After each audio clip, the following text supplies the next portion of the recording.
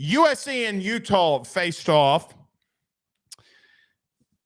in what I thought would be a revenge type of game for USC. Joe, I don't like teams that lose on the road, get embarrassed on the road. USC got embarrassed on the road against Notre Dame. I thought that they'd be able to correct their wrongs. Utah's a lot of the same kind of style of team that Notre Dame is, and they completely screwed the pooch. Caleb Williams is not good right now. He's not a good quarterback. And as crazy as that sounds, they say he's a transcendent Joe, they're calling him a generational talent. I can't go there anymore. I never was there. Last year, you and I had debates on Saturdays, and I freaked out because my quarterback, my transcendent generational quarterback, doesn't paint his nails. He just, there's certain things that I have to look at, but here's the truth. Watching that game, we were covering LSU clearly, but I continued to watch that game. We did the whole post game of us watching the second half. Utah dicked them down. You want to talk about a dick down? Utah dicked down USC, and a team that is legitimately, Joe, 115th going into that game. Utah was 115th in the country in total offense, and USC is so bad defensively. They let Bryson Barnes go out there and run for 20 yards, get the field goal, and win it. I'm done with Lincoln. I think he is the most overrated coach in what people call the top 10. Joe, he doesn't win big games. Did you see that stat of Caleb Williams against top 10 opponents? 57% completion. He's got 6 touchdowns, 6 interceptions. He's not clutch. It's bad. He's not clutch. And everybody's like, oh, well, his O-line's bad. What does his O-line have to being bad? Which I will admit they're not good. Joe, he's missing wide-ass open receivers. What does that have to do with it? Well, and he's making mistakes and making just mental gaffes, just like straight up simple mental errors. The play that he had where the ball just flies out of his hand while he's trying to throw it at the end of the game in a goal-to-go situation. Like that is just I don't even know how to describe that. Just a lack of ability to step up to the occasion when your team needs you. But my big thing here, and look, I think the criticism to Caleb Williams, it's going to come because he's a very controversial player. He is somebody who talks a lot of shit, and the minute that he plays bad, he deserves the criticism when you talk the amount of shit that you do as a player. But I'm in it with you on Lincoln Riley. We have to have this conversation. I'm done doing we should consider it, blah, blah, blah. Lincoln Riley is not in the discussion of one of the top 15 coaches in college football. He does not belong in the conversation. Lincoln Riley has been painted to be this transcendent offensive mind as a coach in football. I haven't seen anything this season with one of the most physically gifted quarterbacks in the sport. Anything that I can point to that has shown me that this offense is creative and unstoppable. They have been, if anything, extremely underwhelming.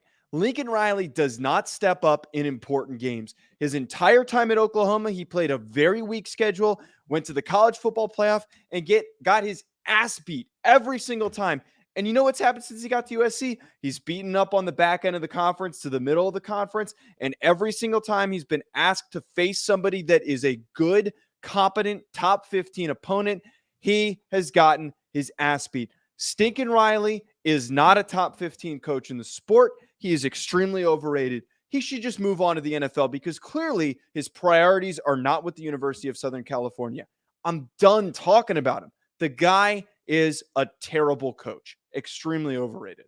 I'm not going to say he's a terrible coach. A little aggressive, that last part, but yes. It was a little aggressive. But I will say he's got to fire Alex Grinch now. Like, he's got to fire Grinch now. How do you allow, Joe, how do you allow for this to continue? Like, what does he have on him? Does Alex Grinch have something on Lincoln Riley? Because I don't get it. I really don't.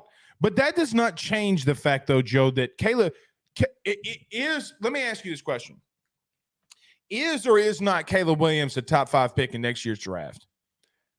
I think even after everything, he's still going to be the first overall pick. With that being said, Caleb's just not playing well either. And I got to tell you something. Now,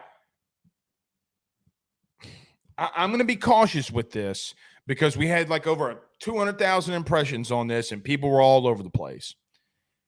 Sam Acho, isn't his name? Or Emmanuel Acho came out. He's on ESPN or Fox, whatever he's on. I had no clue anymore what channel he comes on. He's on Fox. Okay, on Fox. He came out and said, Caleb Williams should quit. He should opt out for the rest of the season. Let me just start here. That was cool during COVID, during the global pandemic. Okay? You going out there telling people to quit is what people think about Caleb Williams already.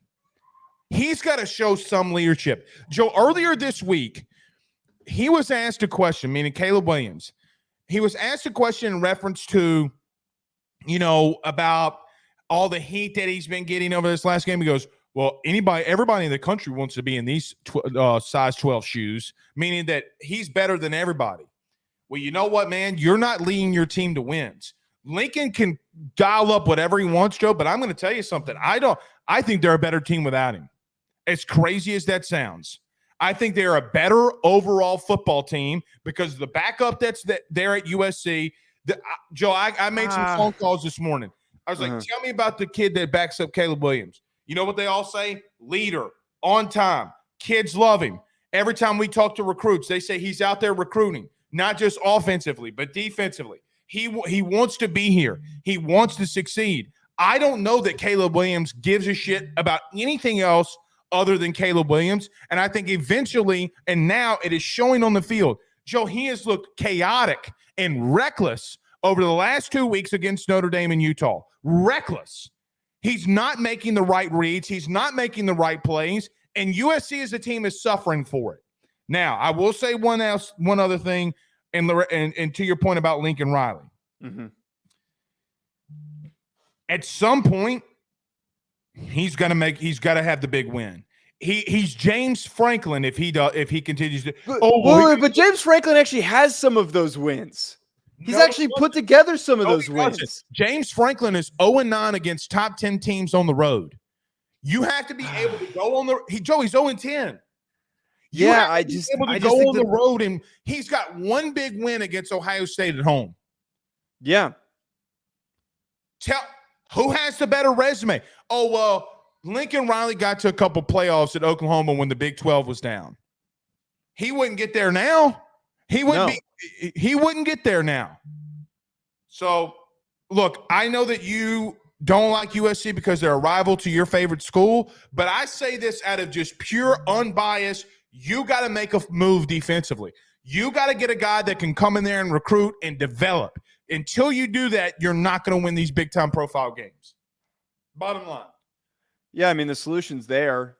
I'm not going to actually give him that easy of an out. I don't think the solution's that easy. I think that the decision to not fire Alex Grinch is an example of the institutional lack of direction necessary for success. It feels like I am watching a disorganized mess on a week-to-week basis. I am not watching a cohesive offensive or defensive team. It feels like I am watching Lincoln Riley and the Caleb Williams show. It feels like I'm watching two dudes that are in it for themselves. And that the other thing that hasn't been properly really said is that as much as Caleb Williams is about himself, I think Lincoln Riley is also a pretty big narcissist as well. And I think that if an NFL opportunity came his way, he would jump ship. I really do think that that's going to happen eventually. I wouldn't be shocked at the end of the season if he doesn't end up leaving because he doesn't feel like putting the time or the work in necessary. He would fit perfectly in the NFL because he could put together a roster full of guys that are, concerned with their salaries. He wouldn't completely have to worry about defense. Yeah. We've seen good coaches that don't want to worry about defense. Look, we've seen guys like Sean Payton. We've seen guys like your boy down in Miami right now. We've seen what the Eagles are doing. You know what? What's the Eagles front office? Their GM. What's his name again? Howie Roseman. Okay. You know what he does? I'm giving you every defensive player because I know offensively you're going to be fine. and that's what you want to focus on. I'm going to give you the ball back. Good coaches find ways to. And Joe, you know what USC really needs? A relentless recruiter. A relentless recruiter. And until you can get that, Joe, nobody in that local LA area has no business going anywhere else besides USC. Can I say something that the thought popped in my head that's perfectly chaotic? Ed Orgeron. Yeah, you know who they should. That should be your next defensive coordinator or defensive line coach. Ed Orgeron can't call defenses. Dude, but my man is he has already shown that he is one of the best recruiters in the Los Angeles area. He will, without a doubt. Here's the thing about Ed. You know what I would do? I would make Ed make him an on-field coach and tell him to go recruit. Pay him $2 million a year. Tell him to go recruit. Give him a bedroom in Lincoln's basement. Just let him do his thing. No, he's got a wife now. Give him they got enough money. Give him a mansion in LA. Tell him to go recruit because nobody in the local LA area is going to leave. One thing I will give Ed Orgeron, regardless of where LSU classes were ranked, Joe, look at what he assembled in 2019. He is one of the greatest recruiters in the history of college football. He can recruit, man. Now, did things fall off at the end? Yeah. But you know what's crazy? Ed Orgeron gift wrapped Brian Kelly a top 5 class when he came in here. The guy can recruit, okay? The craziest thing, too, if you even consider that further, he was in charge and leading recruiting, I'm pretty sure, for that Reggie Bush liner. He has put together multiple top elite teams in college football. Ask Matt Leinart about Ed Orgeron and recruiting. I'll give a quick story. He went up to Matt Leinart and said, I'm going to need you to sign right here. Okay? It was a letter of intent. And you just got him to sign? Like, you didn't read it? Not really. I mean, they recruited him more than that, but Ed did not give a shit. Look at that defense. Dude, Lindell White is on our team. He's a part of Believe. Ask Lindell White about Ed Orgeron recruiting. We had Warren Sapp on AYS. This was a while back. And I said, what was it like under Orgeron? He goes, the man was on the phone 24/7. He goes, oh, you want to go to Miami? Okay, sounds good. But you know who? Or you want to go to Florida State? Sounds good. But you know we beat them. We beat them by 17. They suck. And he'd hang the phone up. He'd call him right back and says, I'm sorry I hung up, but you need to come to Miami. 2 weeks later, the kid would be committed to Miami. He did see USC, pick up the phone, man. Pick up the goddamn phone. Call Ed Orgeron. That's actually, in all seriousness, that I haven't seen that one floated out there yet, but like that Lincoln, if you want to stay, all defenses, it would be worse than Grinch.